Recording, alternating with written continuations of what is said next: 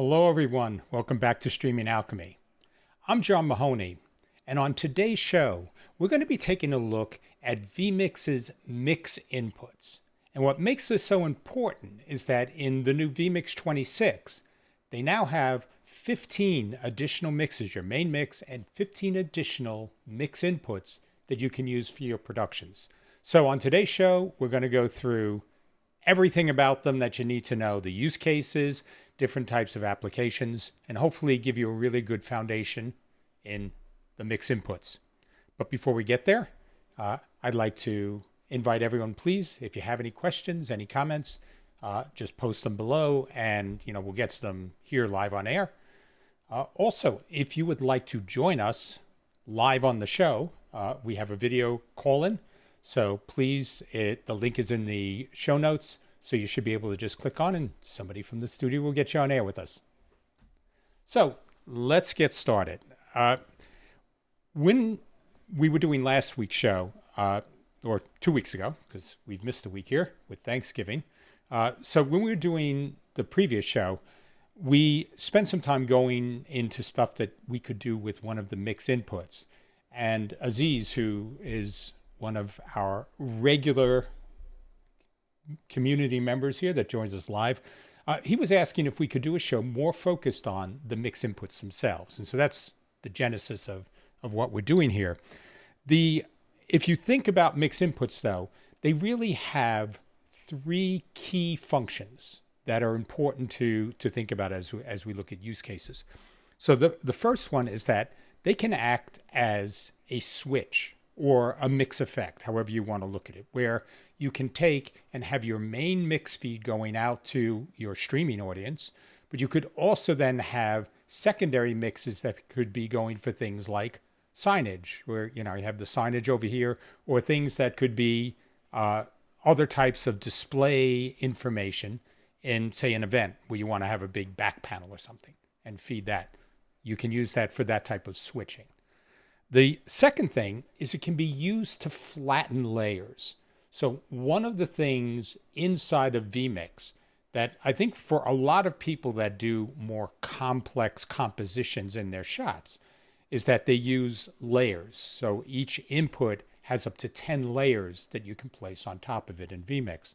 And so one of the things that's that's a big advantage to have that, but one of the things that's really frustrating with that is if you want to do things that require a single consolidated flattened input, you can't do that directly with layers. And a good example of this is anything with masks, where a mask just takes the lowest layer. It doesn't matter what else you have stacked above it. It just takes that lowest layer. So by using a mix as your mask and passing things through it, you now have the ability to do very sophisticated masks, which lets you do some really cool stuff. And the third thing is you can apply effects using mix inputs. And that means that whatever you switch into that mix as the output from that mix input will get whatever effects you've applied to that mix input. So you don't have to apply them to the original source. The mix input can have the effect, and then you can use that with whatever source that you assign to it. So a couple of really cool use cases here. But before I get into that, let me just jump over to our comment section here, and let me try to catch up. So we have American Newscape jumped in, and they basically they were making a comment about lions and tigers and mixology.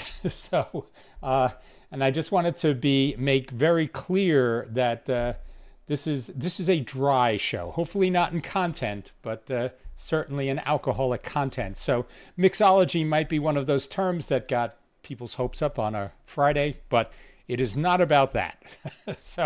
But thank you, American Newscape. We have SDA Song saying hello and wishing everyone a happy Friday. So SDA Song, thank you. Appreciate that. We have Andrew Irving coming in from Vancouver, British Columbia.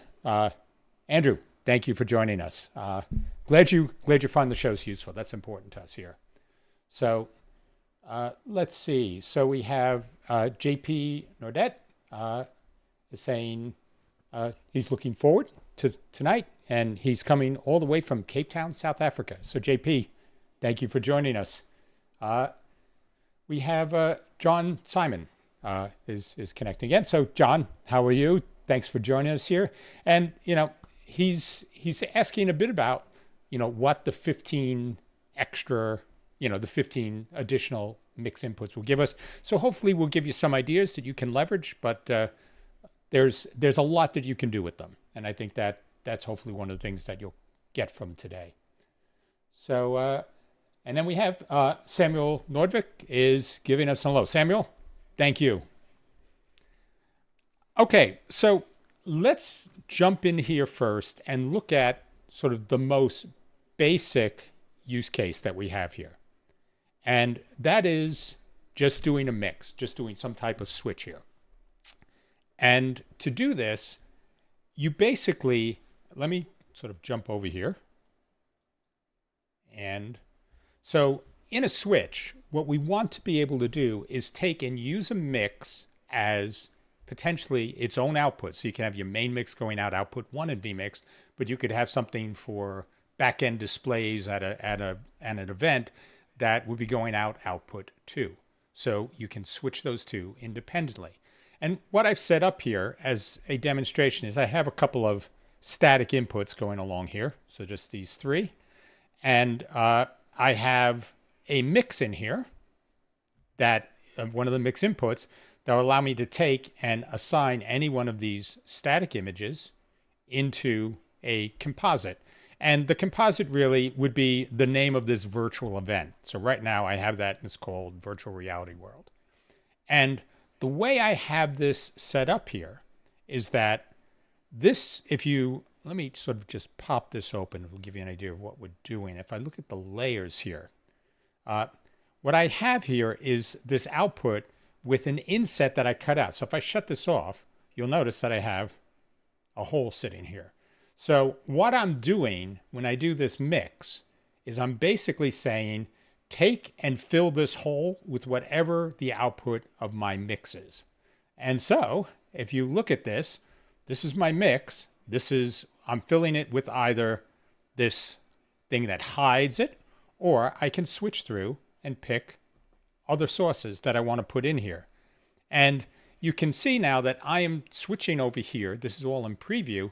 Nothing is going on inside of my program out. So my program out would still deliver whatever I wanted my live stream to be, but you can see that this mix output is now handling whatever I wanted from a switching point of view. And I'm just doing that with the Stream Deck, just sort of punching what I want. And you can see down here, as I switch things, you can just sort of see, all of them switch over. So very, very simple, but it's really powerful. And the only thing you need to do then is if you go over into settings and you go to the outputs, you'll see that I can set this output is to see output 36, which is here, which is the composited output that I have. So very, very simple here for, what I want to do. You have this, you can set this out to any one of the mix that you're setting up, and then output 2 on your vMIX session will be whatever that mix is.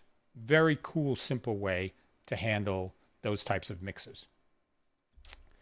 So the next thing, though, is what I mentioned is that you can flatten your layers. And that's really important when we get to doing things with masks.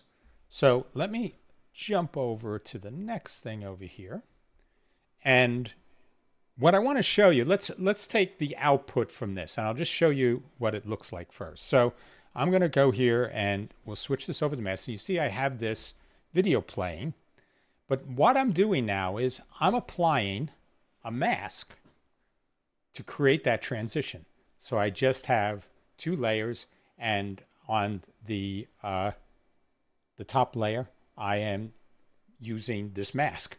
And so when I switch between them and do that, you now can get a really interesting transition that wouldn't be available traditionally in vMix. And there's a lot of different things, but let me go in and show you exactly how I did that. So, okay. So what I have here now are sort of the full mask off. So this it's total white, everything is going through, and I have the full mask on, which would be sort of your start position and end position. But these are not just traditional masks. What I actually did here is I set up these masks as basically, sort of see, they're little panels. So everything I have here, as I click them on and off, you can see filling out as panels. And with the positioning and everything else that I have here, I can go in for any of these panels, and I now have different pans. I can set them up with different types of rotations, anything I want. So you have a lot of flexibility for what you want to do with any of these things. And as long as the mask is fully on, it fully white spaces out the surface area, what I then do is I have for my output a merge. And I'm doing this with something that effectively has these things all moved and rotated off the screen. So you'll see if I sort of go into, if I go into here, and you can see these now are all set up as black. And when I move them and pan them, you get the ability now to do all different types of interesting rotates. And what I'm doing in this with the mix is these are my two inputs, and I'm simply doing a merge. So all the elements move as I do this. And that gives me this dynamic type of mix. So say you wanted to do something where you wanted to pull things apart, or to create something with had logos that were all zoomed in, and then it can go and sort of zoom into something that looks like you're keying out some sort of logo image and then moving them off the screen. Things like that now become available. But you need to have this as a flattened image for it to work as a mask. So when I have this set up now, this is giving me that flattened mask, but with a merge that's going on with multiple layers and multiple areas of movement. So some really cool stuff you can do with the flattening side of things. And that's, I think, an important consideration, because it isn't something that would normally be available, but this now lets you set up all different types of transitions and other types of cool on-screen effects that you can use to bring people or elements on or off your main display. So the next thing I want to cover is using effects. But before we do that, we've had a few more people join us in the comments. So we have Joey, O2. Joey, thank you. Good to see you here again. Always great to have you join us. We have Alex saying hello from Ukraine. Alex, thank you for joining us. Hope all is well with you.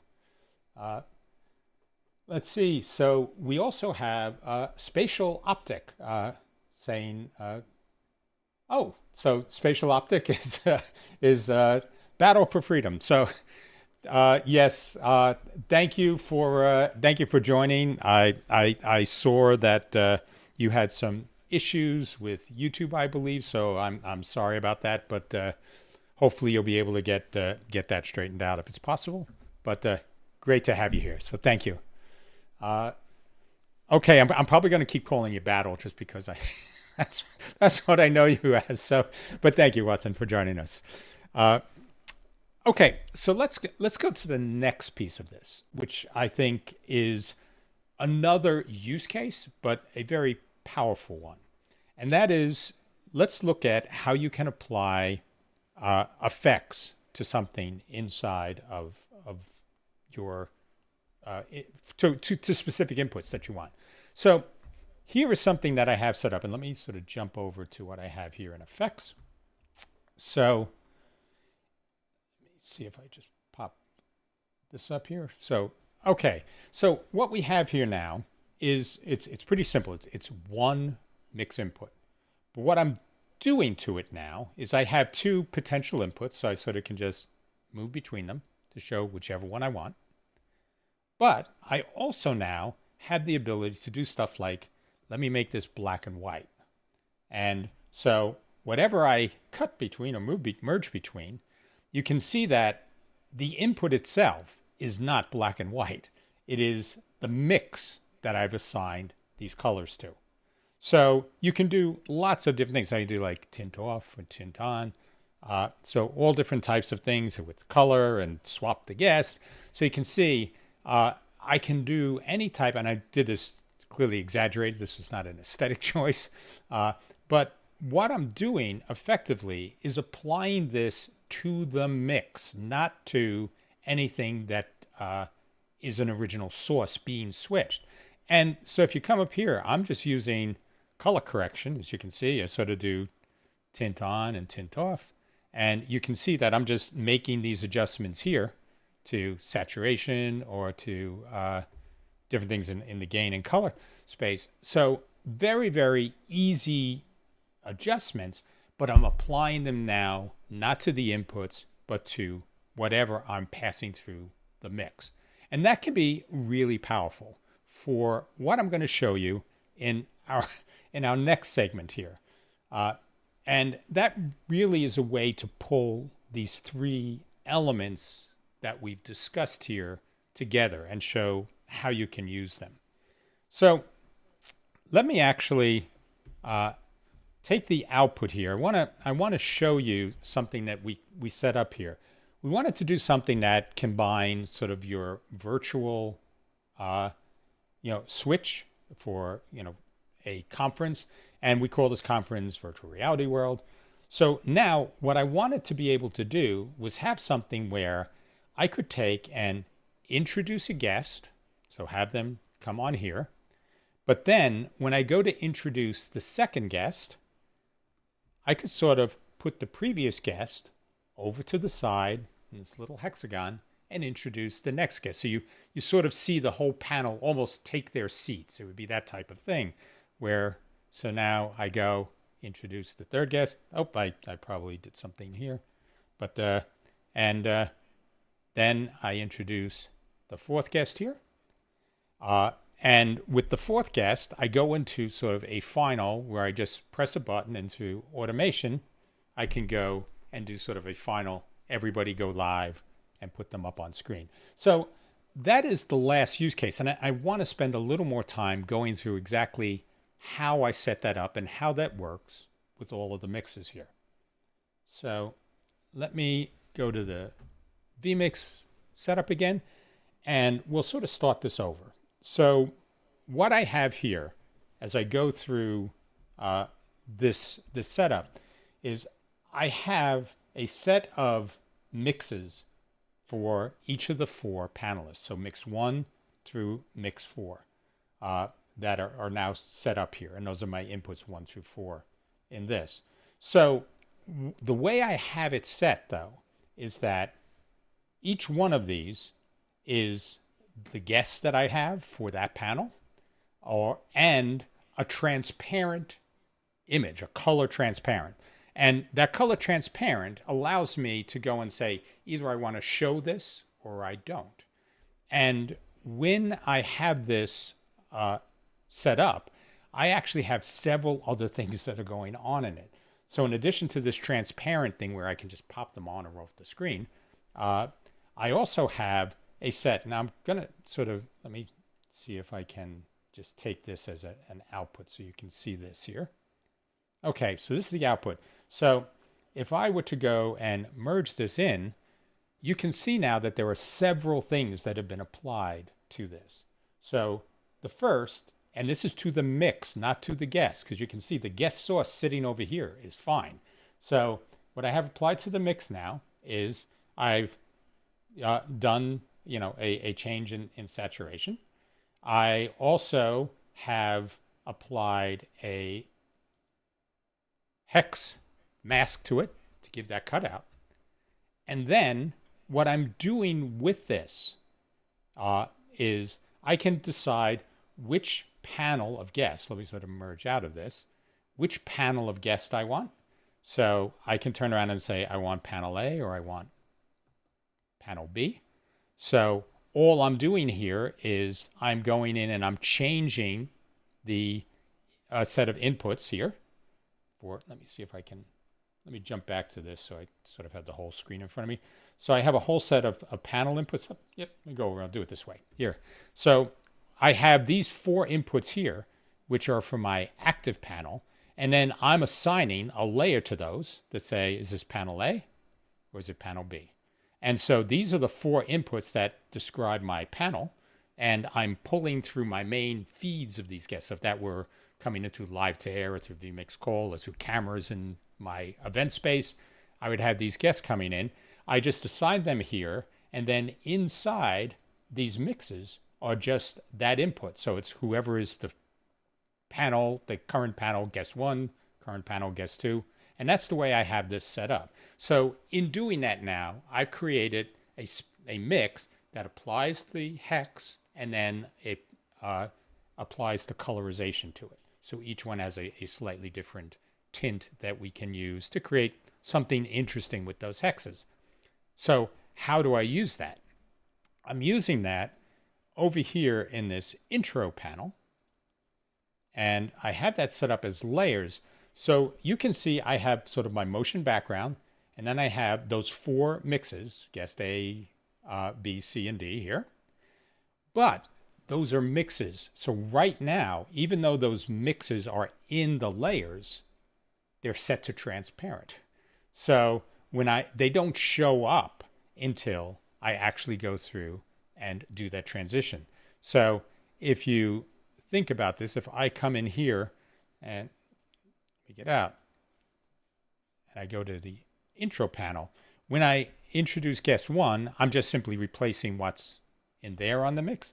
But when I introduce guest 2, all I'm doing is I'm doing a transition that makes this guest fade in from transparent to this guest through that mix with the effects processing. So you can see there's a couple of interesting things I'm doing here. So let me just jump over because I have a script over here, sort of the very simple scripting that I use to set this up.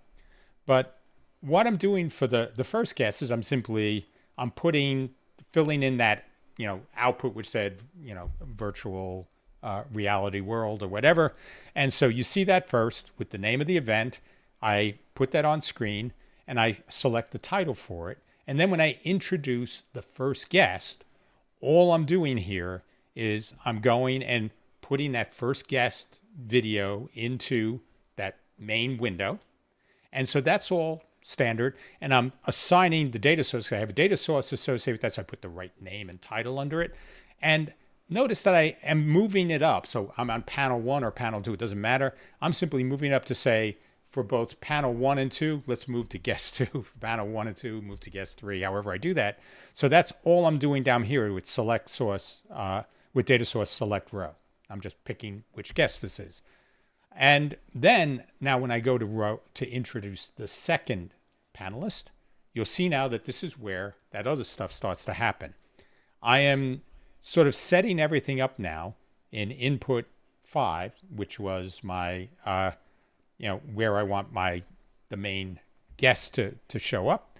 And I fade that in.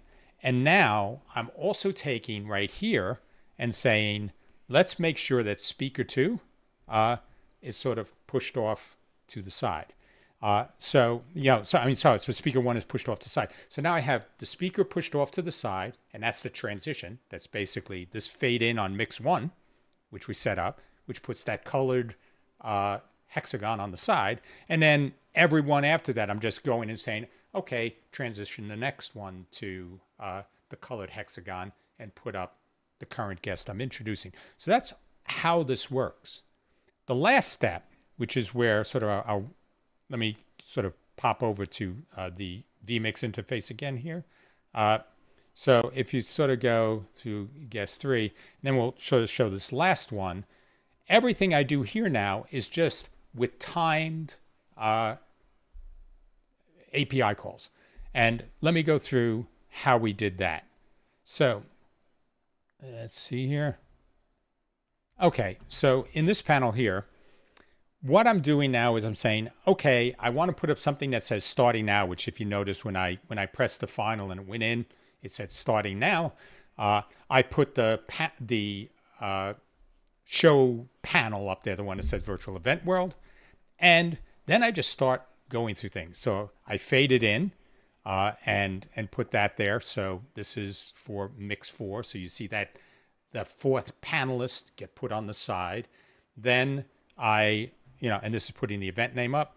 And then I just go through and do a set of automated steps. The first one is I take and spread the hexes across the screen. So you take them all from one side and then I move them out. And this is just done with a merge. And I have different inputs with these layouts set on them. So I'm doing a merge to that spread out hex. Then I'm doing a merge from the hexes to the rectangles. And again, I'm still using the mixes, so it's that colorized look. And I set it up with the rectangles so that even though I'm putting out a hex, I'm just cropping the center of the hex and sort of zoomed in a little bit to make sure that it fits inside the rectangle. And all of these just have little delays put around them. And then I go and I load my preview input with the live videos. So I have the ones that have been processed through the mix, which have the colorization and the mask applied. And then in preview, I say, now just put the same layout with the live videos in it. And then we do a transition in. So that's exactly what you see here. This is one button push, and it goes from everybody on the side with the panel name, for what's going to be covered, to the moving hexes, to the rectangles going in, to fading to live video from the colorized panels. And so that's just a sort of a pretty simple use case, but you'll notice in doing this, for the things I have here, how many different mixes are involved in putting all of this together.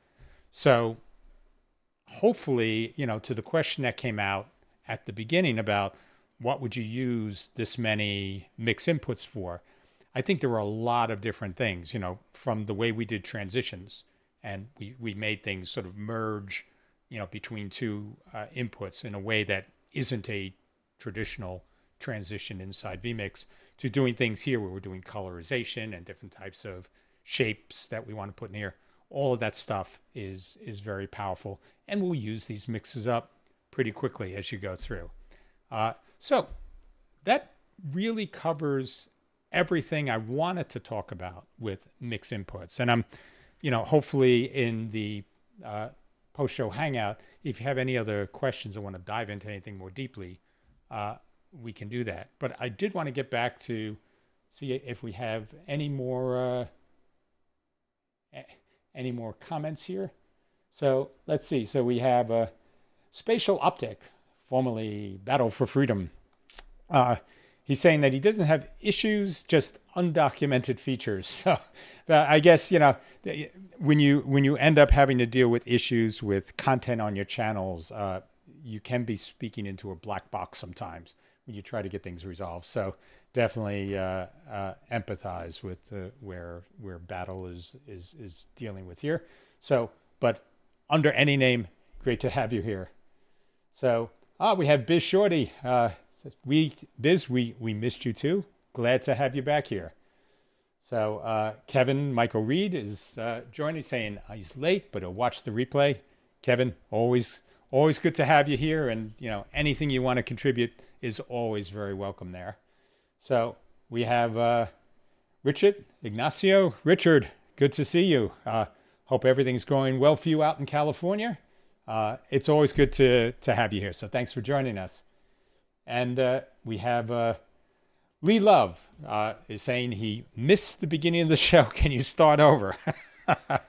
Well, we have the post show, Lee. So hopefully, if you want to cover anything there, happy to do that. So, all right. So why don't we wrap this show up for today, and we'll jump into the post show. And I have a couple more, so we'll get to those right as we get on the post. So John, just hold on. And I just want to let everybody know, if you can't join us for the post show, I have some medical things I have to take care of next Friday, so we won't be having a show, but we will have a show the 2 Fridays after that. So this should, this should see us out through the end of the year. So thank you for joining us. And if you can hang around, see you in a couple seconds. If not, I'll see you in 2 weeks. Take care.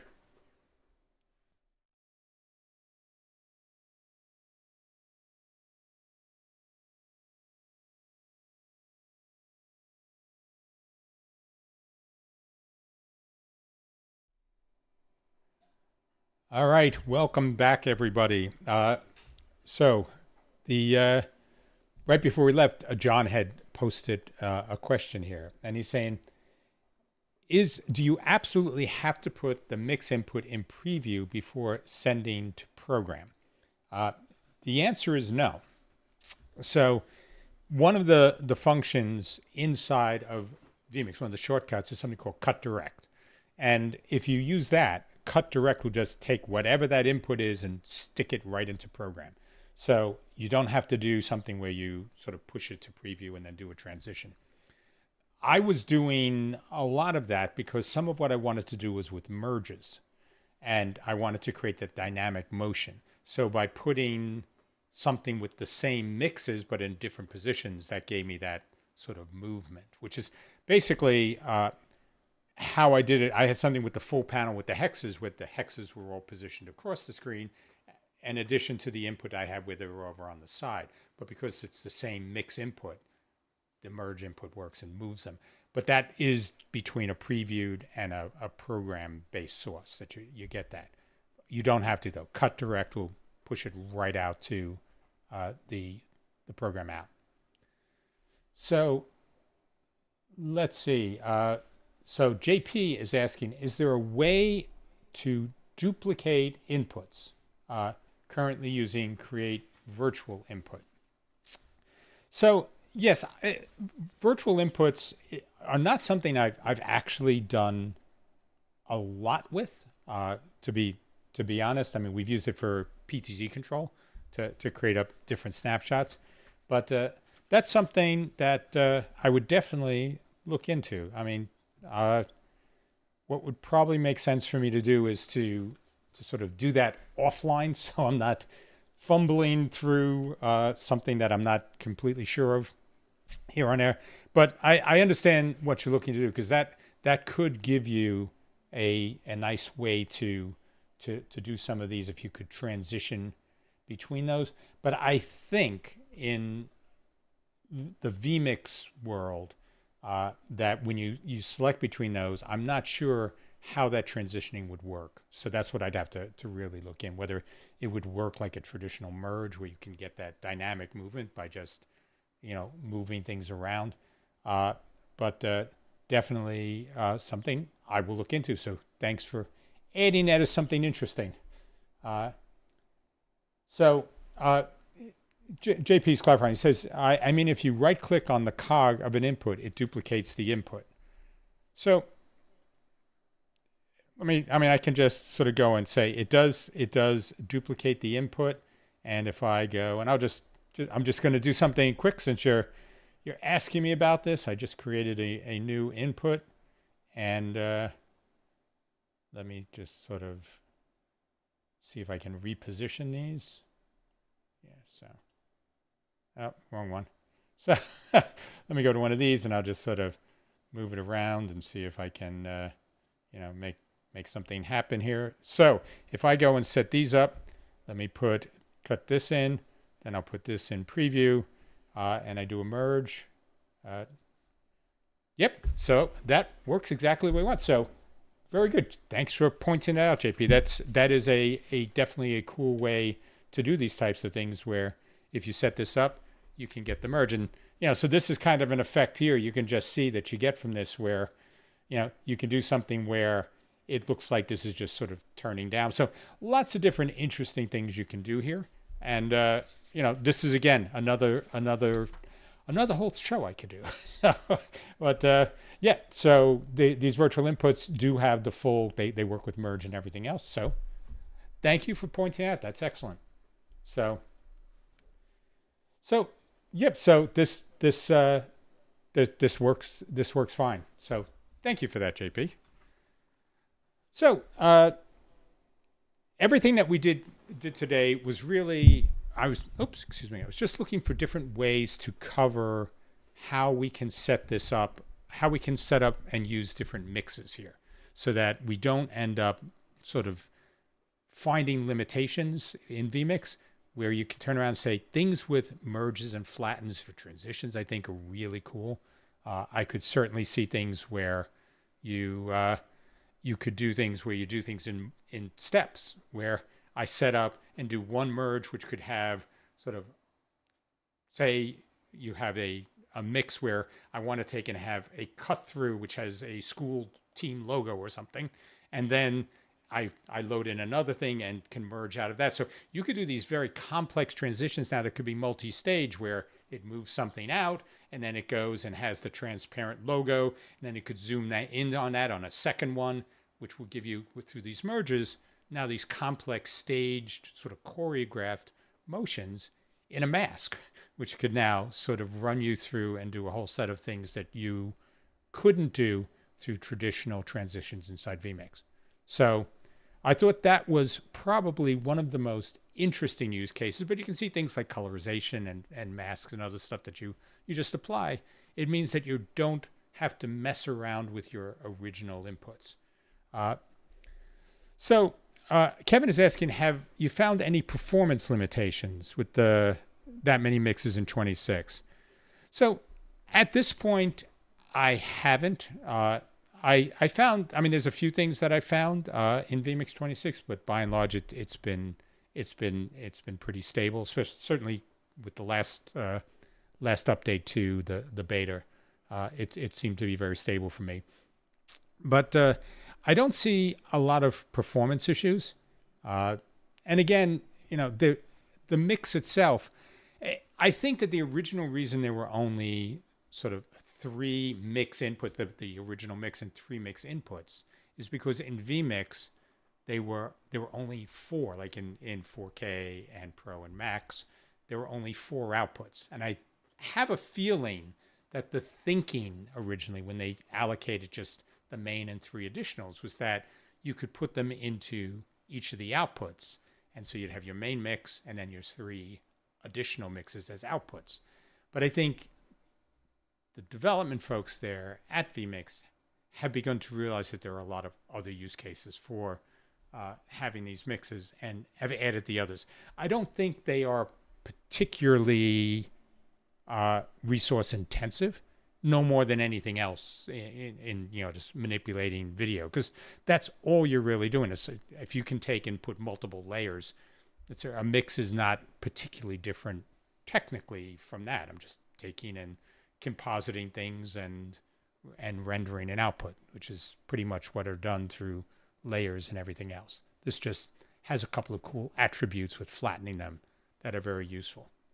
So, but that's my experience. I mean, I've tended to use it on more powerful hardware.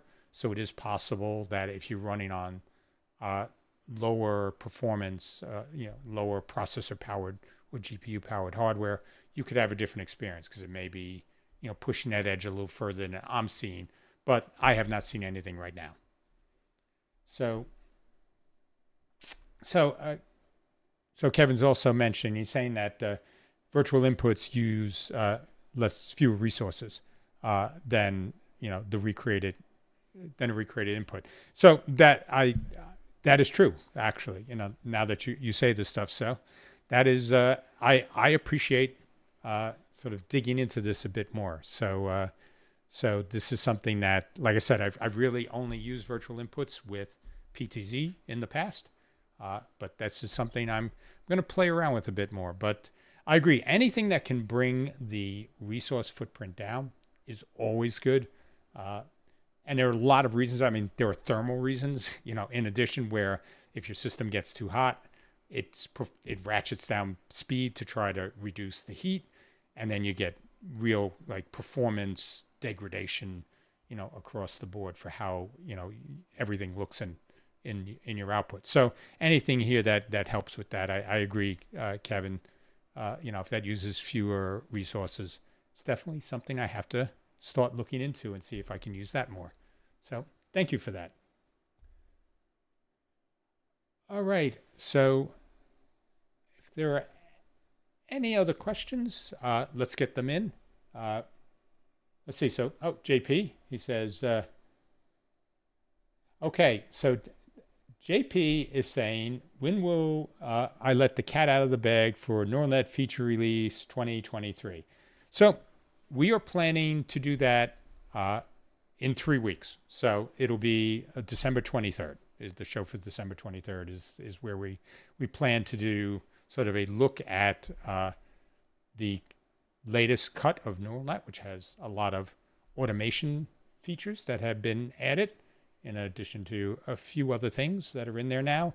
And I also am going to introduce a new product that we're launching that I will share then. So I don't want to let the cat out of the bag yet for that. But that'll be something on the 23rd we'll also be showing. So hopefully you'll be able to tune in for that. Definitely would be excited to have everybody get to see that. We've had a lot of work go into LiveTab this past year, so definitely something we're excited to share. So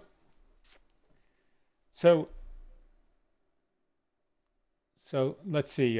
So we have. I want to make sure we have. Let's see. John Simon has something. He said. Let's see. KMR always a source of valuable real life use.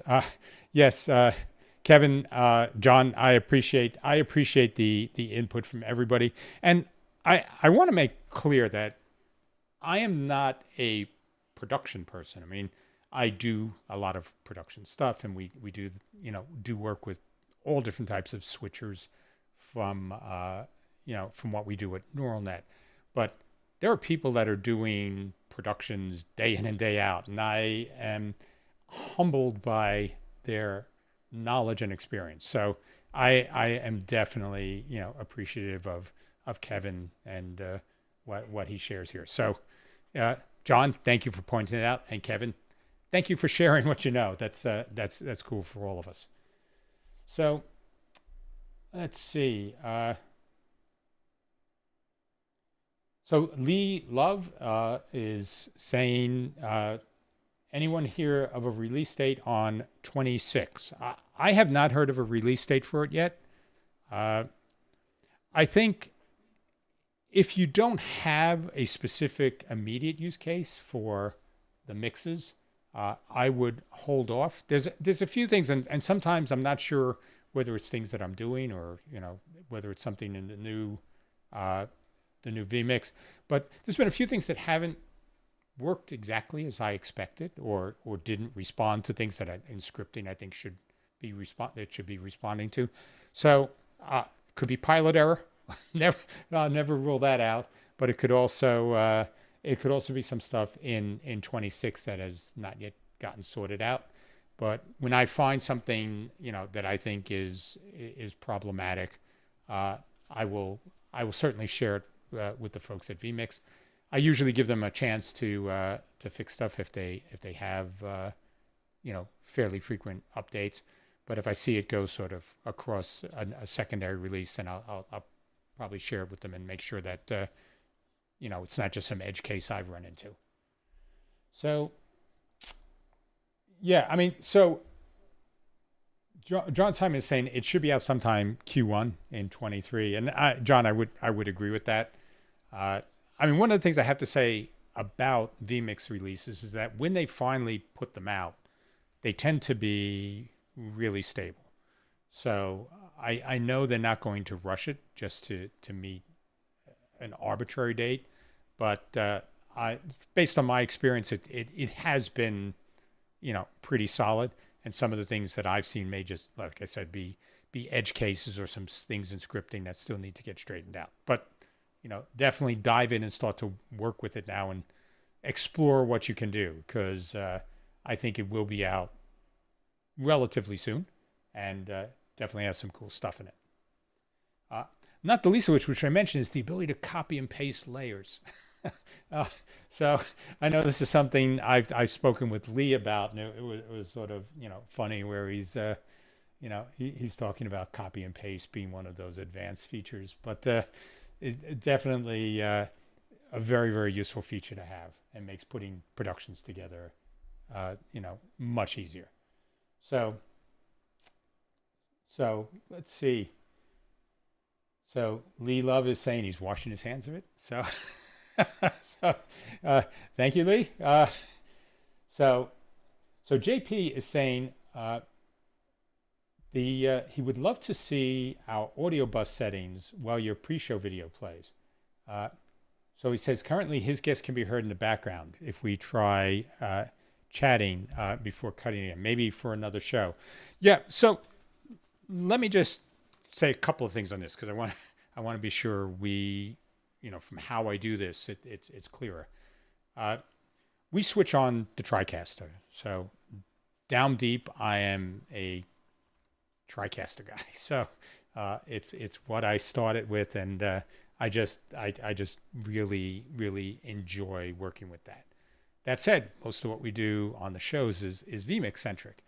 And I think, as tools go, vMix is probably one of the most flexible out there for doing switching. So definitely, different horses for different courses sort of thing. Based on what you're doing, one can be better than the other for different types of production styles.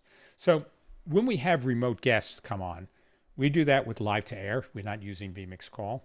And because we do live to air has a whole off air and on air model. So when guests are off air, that can be completely isolated from anything we switch on air. And that's all done, so when we bring them on, it's that last minute you go live and we switch them to a live feed, and their audio comes in to the studio mix. So it's something that we do that's a little bit different because we're doing it with live to air and sort of doing the mix on a TriCaster. But everything that's coming into us, we actually run through a mixer. So we're not mixing audio directly inside of either vMix or the TriCaster. What we have is we have a mixer.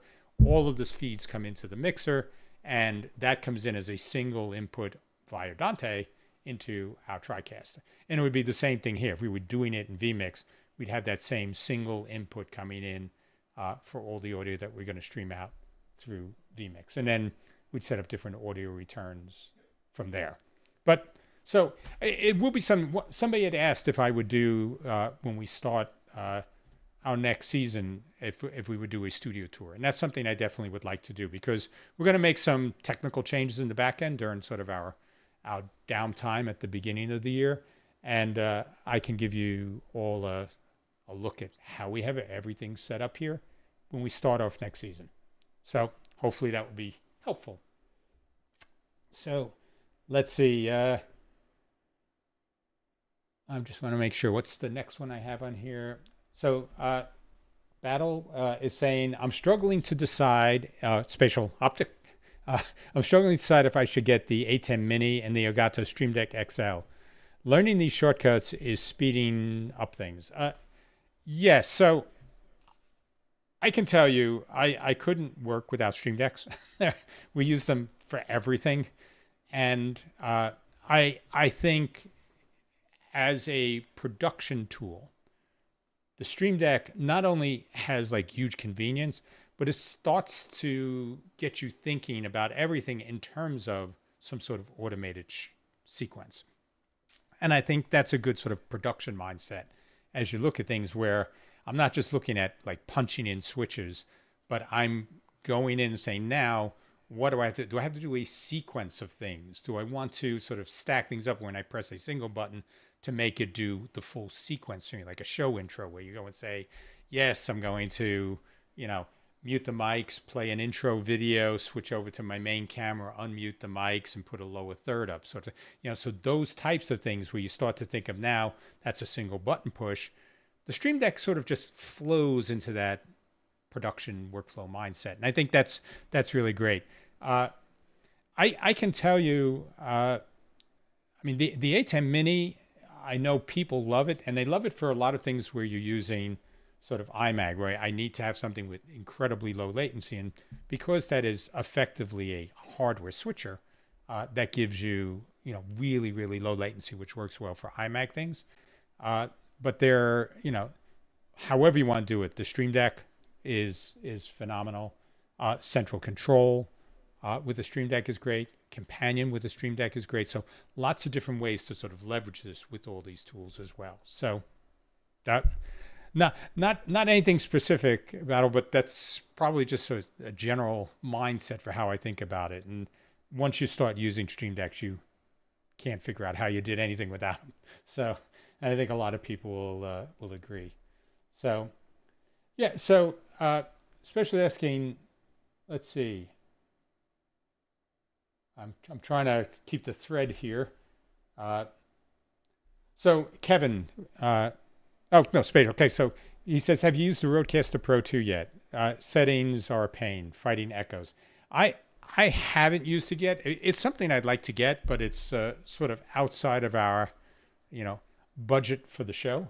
So I don't have one here yet to work with, but definitely would be interested to spend some time with it. So maybe I can get my hands on one, even as a loaner sometime from them, and see if I can make something a show around that, because it would definitely be interesting. I know there's a lot of people using it.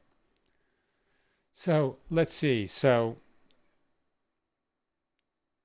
yeah. So Kevin Michael was saying copy and pasting was so needed. Yeah.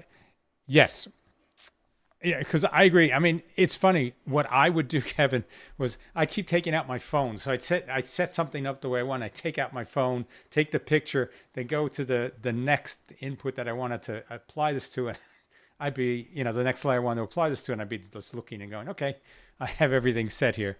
So yeah, totally agree that it's so nice to do, and as my brain memory power degrades with age, it's certainly welcome to have that sort of support. So let's see. I'm trying to see, did I miss anybody? No, so JP was saying that he's using the virtual inputs to avoid the copy and paste, which I thought was an interesting approach. And JP, I think that's the great thing about any sort of production workflow. There are lots of different ways to get to the end game, and that from just working with it after you mentioned it, that seems like a phenomenal way to do it. So absolutely, I think that's great that you have that set up.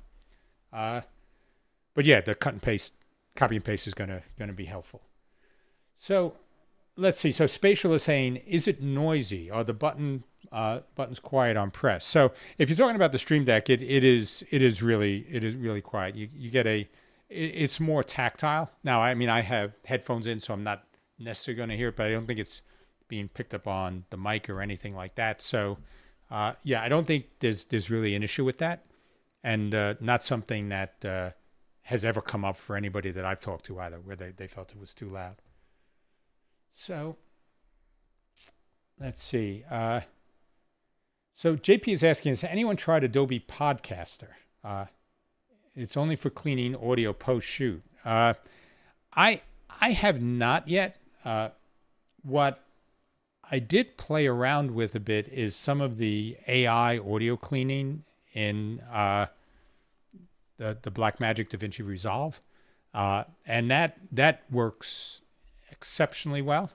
But I haven't really done anything with the podcaster side on Adobe yet. But I know that a lot of these AI techs are creeping in to work with processing voice and video.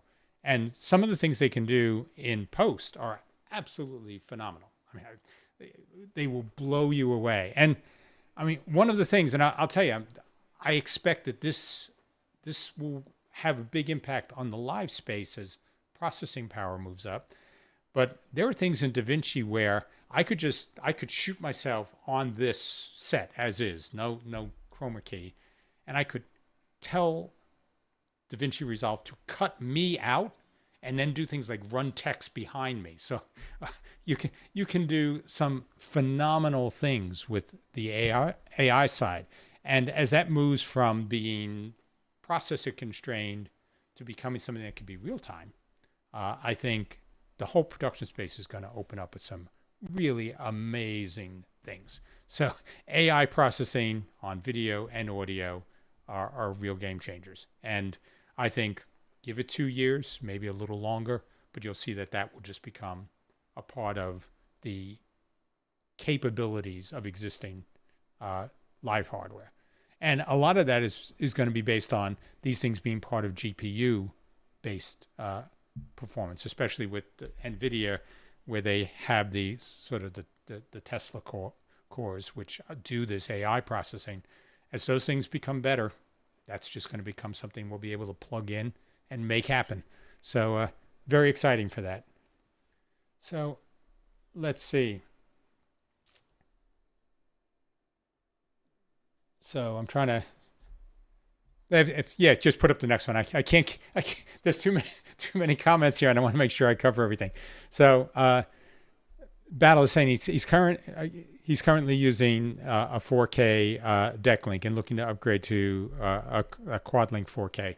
Yeah. So I think there's, if you're using the deck link cards and doing the outputs, one of the things with the ATEM, unless you get the like the ATEM minis, they're all HDMI. I know there's now a higher end HD ATEM mini SDI, which came out 4 or 5 months ago, I think, something like that. So that would let you go from having an SDI, an HDMI based switch to an SDI base that could work with the different cards.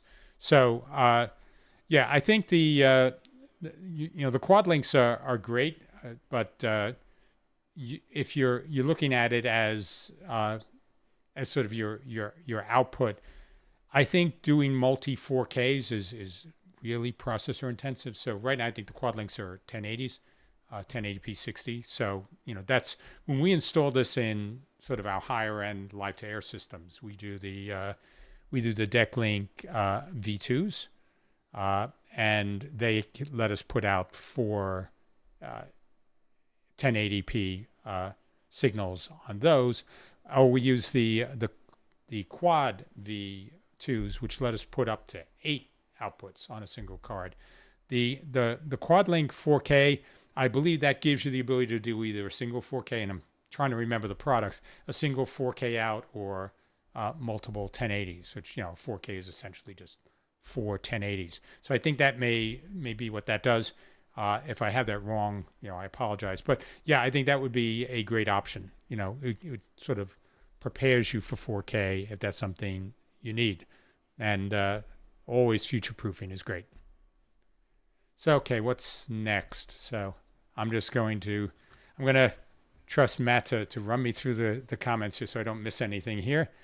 So he said, JP is saying that the Stream Deck seems very small for quick reach. He needs big buttons. So, I have one here that I'm from get this in here, from a usability point of view, because they're illuminated and there is enough space. If you sort of notice that they're not like right next to each other, it makes it pretty easy, even like across a desk to hit it. And the fact that you can control the image inside each button, it makes it pretty easy to use, and visually easy. Because I think I agree with you, JP. Part of the issue is always you have a limited field of attention that you can really work with when you're doing a live switch. And the fact that you can have these things set up where they're sort of color coded. So like right now, I'm just using the vMIX background. This is pretty simple, straightforward stuff for what I was doing. But like you see, moving across, you're not bumping in when you sort of touch one switch, they're dimpled in, so it sort of pushes you to the middle of it. So you're, to move off, you'd have to sort of go up a slight slope. So they're well done in that sense. I know some people are not fond of their, they're spongy, as a button push. They're not loud, they're not clicky, but it's not like a true, like where you have a control surface on a true mixer, like the TriCaster control surfaces. Those things are definitely very nice, solid switches, but it's not that, and they're not as big. But I think for most people, the fact you can color code things, it means your eye can focus on a color before you actually start to look and say what's on it. And you can use iconography. It's not just text. So some of these things can be, pretty easy to do. But you'll notice, like, when I do things, they're not just random.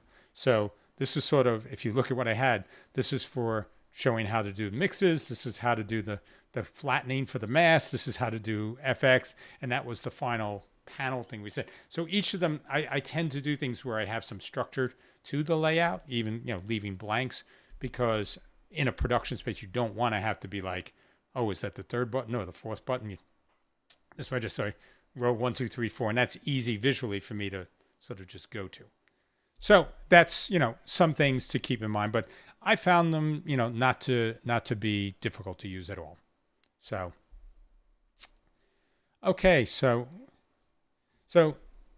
Kevin is saying, asking any thoughts of making a companion plugin for live to air. So I can say right now, we are covered by Central Control.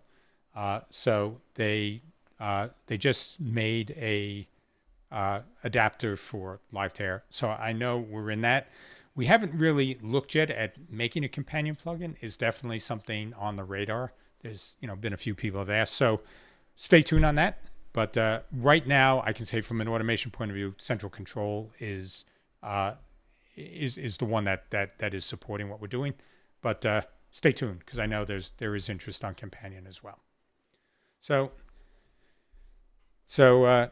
let's say so Lee Love is saying maybe in version 51 we'll get undo. So I'm wondering if there's some sort of Freudian slip in DUE as opposed to DO.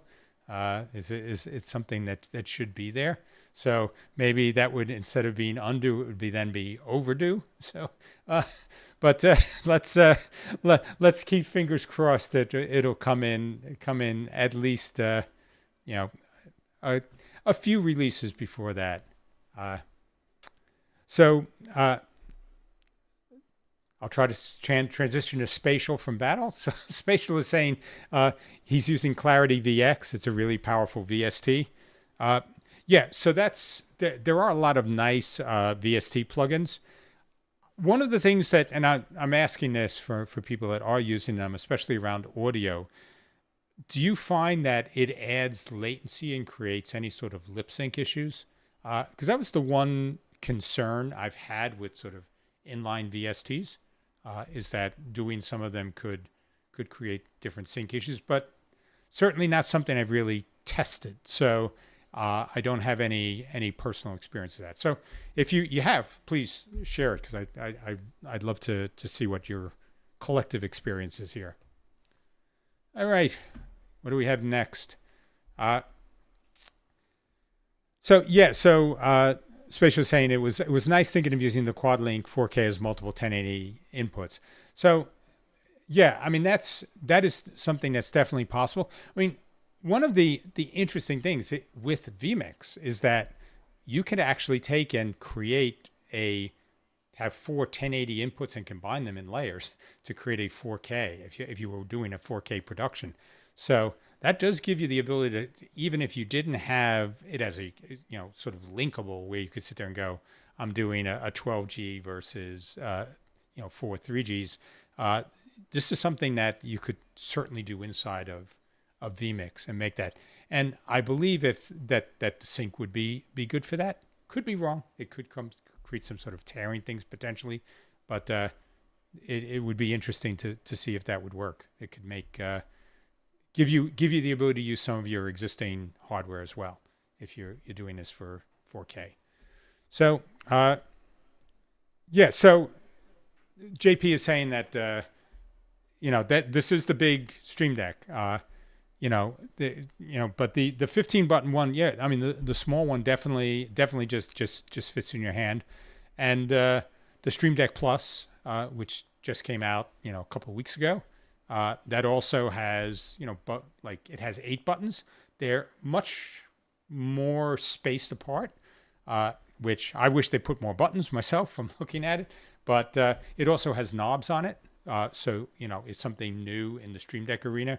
So I think Stream Deck, without Elgato, is definitely going to be doing a lot more with sort of control interfaces for this. So definitely interested to see. And yeah, X keys, I know I talk a lot about Stream Decks. X keys are really great. I mean, they are fatter buttons, very nice activation. So the press on the buttons, you can, they have keycaps, so you can put your own labels under them. So if you have sort of standardized setups for things that you want to use all the time, I think X keys are phenomenal. And they have lots of different sort of X key layouts, even almost like Lego style X keys, where you can sort of build your own panels with different X key elements. So very cool there. Yeah. So I don't mean to put the X key side down. I think if you don't need to switch things and things stay as sort of a standard production, X keys are a great product. And definitely from a feel point of view, I really like the way they feel. Very solid, very professional. So thanks for sharing that. So the Watt, and the Watt and Wow. I'm guessing that's what sort of compositing them in vMIX. I'm guessing that's what. But yeah, it'd be interesting. It would be interesting to try to see if that's something that would work without any sort of tearing and everything would stay in sync. But if it did, that could let you sort of assemble 4K out of 4 1080p's. So would be interesting to see. So. And, to be honest, a lot of these things, if you think about it, if you're doing things that are multi-box, you almost have that ability today. So if you have a 4K production and you are taking in, 1080p inputs and you're spacing them around and sort of cropping them, you still have, full resolution 1080p that you can parcel around inside a 4K input in vMIX. And if you're streaming at 4K or, where I think it's going to be more important over time is that you'll record in 4K, but still stream in 1080. And that's probably just the nature of how quickly bandwidth is progressing versus, bandwidth on both sides, what you'll have as a streamer, as well as what people will have as viewers. And, so I think both doing that, moving to recording in 4K, will become something that will definitely be a very positive thing. And, also just more ISO recording. We haven't really talked a huge amount about ISO recording inside of vMIX, which is probably a good topic to hit at some point. But building the assets around each show you do. So if you have guests on and you can record their full video and audio independently, as well as the Switch show, and record clean switch as with no lower thirds or overlays, as well as one with the full switch with all the overlays. These types of things, these then become assets, and if you want to use them in the future or repackage them, that becomes something where you have the highest quality masters that you would then use. So very much like when artists record music, the quality of the recording that came from the studio is in the original master. And that's why you can still have recordings from the 60s and 70s that were done on very high-end equipment being reissued where the audio is much cleaner now, because in the mix and the final mixed output, they were able to basically raise the level up closer to what the original master was. And we have that same ability here. So I definitely think it's something cool for that. So let's see, for fun, if anyone gets this, Yoda in 4K, HDMI. Sorry if my mind, what's that? So Yoda in 4K HDMI. Oh, very funny. Yes. Okay, thank you.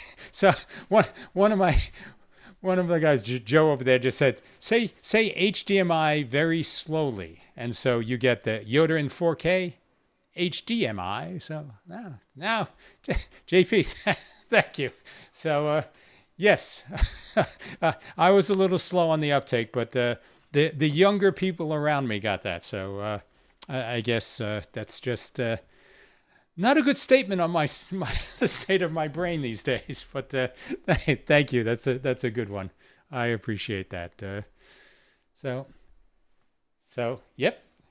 So yeah, that's what it is. HDMI. So yeah, in your Yoda voice, you have to. It makes it even more humorous. So thank you.